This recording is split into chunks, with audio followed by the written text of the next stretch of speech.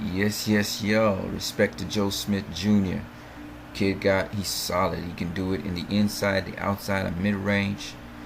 Knocked out Bernard Hopkins, and I mean that's an official knockout. Now they say TKO, but I say knockout because I'm telling you now, Hopkins quit. He had a little excuse to quit, but he quit.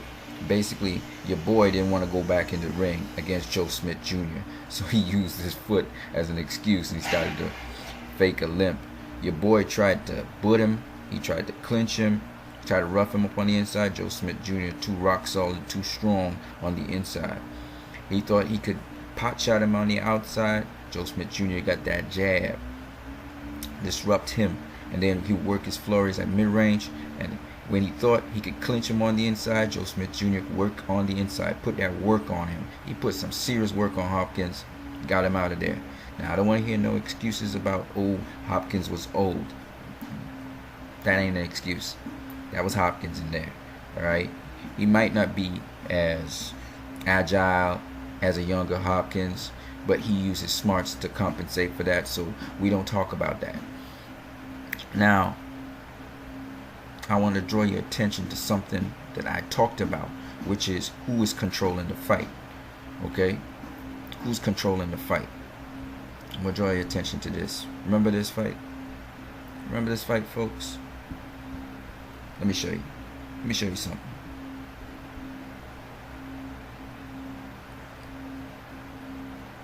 Remember that? Watch it again. Alright. Now, people were saying, Andre Ward, he was just hugging and, he didn't win a whole set of rounds clear. Who was in command of this fight? You remember that? Who was in command of the fight? Watch it one more time. Because if you don't remember this, that's okay. Let me tell you why it's okay. Because you'll be reminded in this fight.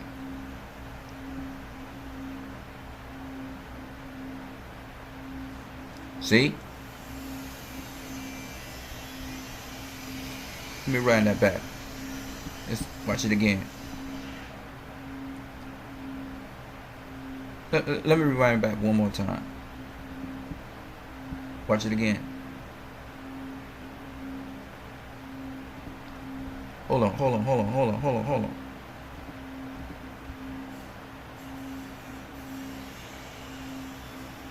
Oh, you got to see that again. Let's watch that again. Alright, hold up. Who was in control of the fight? Ward versus Kovalev. Ward. Now why? Why was Joe Smith in control of this fight against Hopkins? Why was Ward in control of this fight against Kovalev? I'm going to tell you why. Body punching. Okay? You know why Kovalev was running away from Ward's left hook to his liver? He was running away because he didn't like getting hit there. Ward was hitting him there all the time in the fight. This is the 5th round, by the way. A round in which some people who are Kovalev supporters say Kovalev won. I don't understand how. If you know boxing, you would understand Ward won that round. That's clearly a Ward round. That's not up for debate. Joe Smith Jr. was controlling this fight for the most part, right? I think Hopkins probably won round 7. I'll give him round 7, I think, right? But by then, Joe Smith Jr. knew the fight was over. He knew the fight was over from round 6. He knew the fight was over also from round 2. He realized Hopkins didn't have nothing to show him. All right, he was beating Hopkins on the inside, he was beating Hopkins on the outside, and he was beating Hopkins on the mid-range. All right, he was beating him in all areas. All right, what I mean by beating him, not necessarily beating him up, because Hopkins was rolling a lot of shots early. In this round 8, he had invested to the body. In fact, the first shot I think that Smith Jr. threw, Joe Smith Jr., if I'm not mistaken, it was a jab to the pit. Okay, he worked the body. This is how you break a fighter down. You work the body and then you take them out to the head. And that's basically what Joe Smith Jr. did. All right, he boxed very, very well to get the finishing touch. Hopkins did not like those spleen shots, and Joe Smith Jr. would jab, either jab up top or jab down below, and then come with the spleen shot, a la Floyd Mayweather, a la all the greats, Sugar Ray Robinson, Sugar Ray Leonard, all of them, even Rocky Marciano would do that. I mean, you just named them. Jack Dempsey would do it. All right, it's called the jab and then the hook, right? And I showed you that with Floyd Mayweather when he did it, and I use Sam Langford as the example. So you have the jab and stab, we call it, the jab and hook. Now, he was landing that. He was landing uppercuts on the inside, hooks on the inside, mid-range hooks to the head and to the body, always staying off to the side of Hopkins so he keep that angle on him as he was just finishing him off. Joe Smith Jr. got it all, baby. He's solid. I would love to see him against Andre Ward. See what will happen with that. And it's not because Hopkins is old. I don't want to hear that. I don't want to hear it from nobody. It had nothing to do with age here. This has to do with breaking down a fighter. Okay? And Hopkins didn't want nothing to do with Joe Smith Jr. when he was knocked out the ring. And I mean, this boy was knocked out the ring. He literally, when he got that punch, he literally blanked out for a minute. And the punch was, it looked like it was a left hook he got caught with. But nonetheless, I digress. To know who's in control of the ring, you have to watch it who's fighting whose fight. Obviously, Hopkins was fighting Joe Smith Jr.'s fight because he was uncomfortable. And Hopkins was circling only one way. He wasn't even mixing up his circling. So he felt rushed and hurried. He couldn't set the traps he wanted to. And his defense was not... You see, that's another thing people don't understand. People talk about Hopkins got more knowledge than Floyd Mayweather Jr. and he's a better, you know... Look, Mayweather got a defense that's not like Hopkins' defense. Hopkins got a defense, don't get me wrong. But Mayweather got a defense, and Mayweather can do so many different things. And I'm not just going to talk about his defense. I have to talk about his offense as well. His defense and offense is what gives Mayweather that difference, and the fact that Mayweather works harder than everybody else in boxing. He works really, really, really hard. So his conditioning is ridiculous. Now, for a 52-year-old guy or 51-year-old guy, Hopkins is phenomenal. Okay? Phenomenal. He basically boxes like a young kid. But I'm going to just tell you, Hopkins got flaws in his game. And Sergey Kovalev got flaws in his game. Now, Joe Smith Jr., he's solid. He is solid. I think of Artur Beterbiev. I think of Elida Alvarez. I think of Andre Ward. These guys got a complete game. Now, what's his name? Barrera, who defeated another guy over the weekend by KO. Barrera also got complete game. You saw what Andre Ward did to Barrera, right? You saw what Andre Ward did to Barrera. Now, and Barrera's a really strong guy. You saw what Andre Ward did to Kovalev. Now, people say Andre Ward didn't beat Kovalev. I'm going to show you this again, because I want you to see Kovalev did not like those body shots. That's why he was running away. That's why he took off like a bullet. He don't like them body shots. Watch it again. One more time for good measure. All right. That's what was happening there. Okay. Now, same thing happened here. Watch it again. Watch it again. I'm going to show you guys. I'm going to do it in slow motion. I'm going to slow it down for you guys. All right. Watch it, Hopkins. He's backing off. Look how he fends right here. He's fending because he knows he's going to get hit to the body. My boy, he also uses the shift, but this is just good boxing skill right here. He stays low, so you don't know if he's going to come up top, if he's going to go below.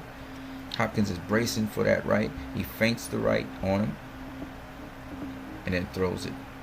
You can see Hopkins bracing for that. He's rolling. When he catches the shot, look at him go. Look at him go, baby. Look at him go. Look at him go. Sergey Kovalev. Watch it here. He don't want to get hit with a body shot. Look at him bend over and he's gone. I remember when Floyd Mayweather also swung two right-left hooks on Marcos Maidana. Marcos Maidana turned his back and ran. See, because a fighter, a boxer, of course the game is mental, of course. A boxer knows when he's hurt. He can fake it how much he wants, but it will show in the ring. And of course, the rest is history, right? Joe Smith Jr. had some nasty left uppercuts to the solar plexus of Hopkins, man. Man, the end of the 7th round was epic. right? Joe Smith Jr., he was just crashing this dude. He started crashing him in the 8th round, right? He was blitzing him also in round 6, I think. In round 5, he started to blitz him because he realized, okay, this is what you're going to do. We practiced this already. Let's get it done. He said he was going to knock him out, and he definitely. This is not no false prediction. If Hopkins went back in that ring, Joe Smith Jr. would have knocked his ass out. Right? Hopkins was not. He could not handle that, and I'm telling you, Hopkins of any era would not be able to handle it. He would get blitzed. Okay, just what it is. Be a little more competitive, but you to get blitzed because Hopkins basically liked to headbutt you. He liked to roughhouse you, you know, and sneak shots in, hit you with low blows. That stuff to disrupt your game. Joe Smith Jr. is too solid for that. He tried to rough him up on the inside. He realized the boy's solid. He put him in his eye. The boy's still solid. You know what I'm saying? And Hopkins didn't have that time to really arrange an offense. What I was trying to tell you guys about Floyd Mayweather Jr. is you watching him versus Marcos Maidana. I mean, Marcos Maidana wasn't as pinpoint accurate as Joe Smith was. That's the difference. But like I said before with Floyd, he had a different kind of defense to Hopkins. Hopkins, you see, he's going around the ring, basically circling this way all the time. See, he circles this way, anti-clockwise. He's circling Joe Smith. See what I'm saying? But see, Floyd Mayweather, he don't just circle you this way, right? While Floyd might circle you this way, Floyd can change it up, move this way. He also got different movements to Hopkins. See, Hopkins trying to slip and slide there. He doesn't really get caught with any. He doesn't get caught with anything of note at first, and then my boy, he catches him with the left hook, and then he starts teeing off to the side of him, the left hook, and caught him flush on the jaw. When I say flush on the jaw, he got caught flush on the jaw. Let me just show you guys this again. Let me show you this again. I'm going to get it even slower here so you can see. All right, he misses with the right. He rolls that.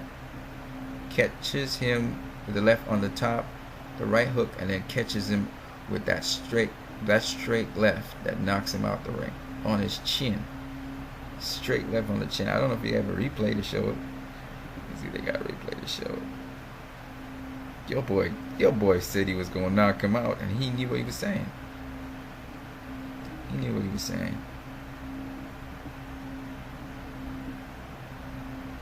That's the boy's mother. They got a replay. Show that replay. Oh, there it is. Watch it in slow motion. So see, he didn't really catch him with the hook. Hopkins rolled that. He blocked it. He caught him with this little right uppercut here. Actually, he missed it with the right uppercut. This is what caught him. Hopkins tucked his chin, actually. Still caught him on the chin there. And that's what knocked out Hopkins. So Hopkins' defense was pretty good, actually. He was basically rolling most of the shots. But Hopkins was like getting really beat up in round 8. I'm not going to lie to you. He wasn't just rolling shots. He was getting hit flush. To the body especially. That body work, Hopkins didn't like it. Here it is again. So this is going to be the left hook, which did not hit Hopkins. Hopkins rolled that, I think. He missed him, actually. He missed him with the left hook. The overhand right, he missed. Oh, he did catch him with the overhand right. Hopkins kind of rolled it, so he took some of the power off of that punch.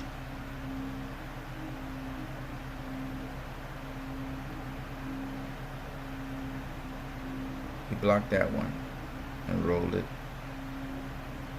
The uppercut he missed, and this is what caught him. That's the shot that caught him. He knocked him through the ropes. Old school, like Sugar Ray Robinson, Jake LaMotta knocking Sugar Ray Robinson through the ropes. Hopkins went down, straight down.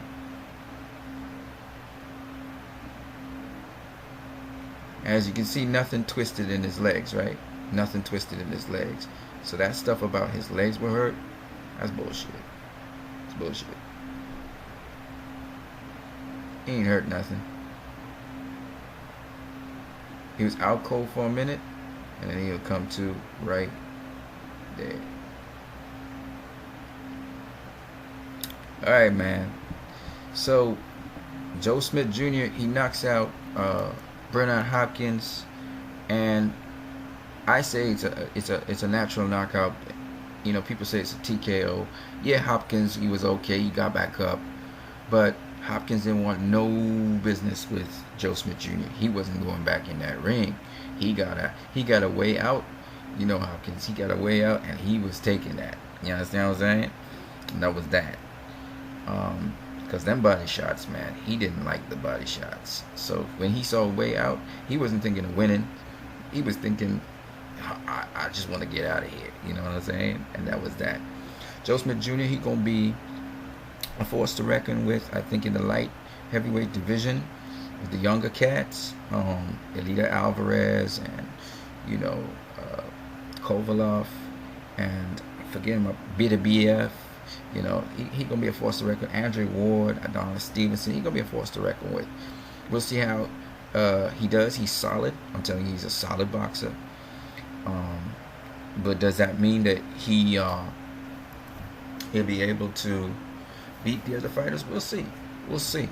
But I can tell you something. This kid, he's solid. He's solid so far. And I can understand why he beat that other guy. I forgot what his name is right now. I forgot the kid's name. I'm forgetting everybody's name in boxing. He beat that dude too. Anyway, on that note, you guys have a great one.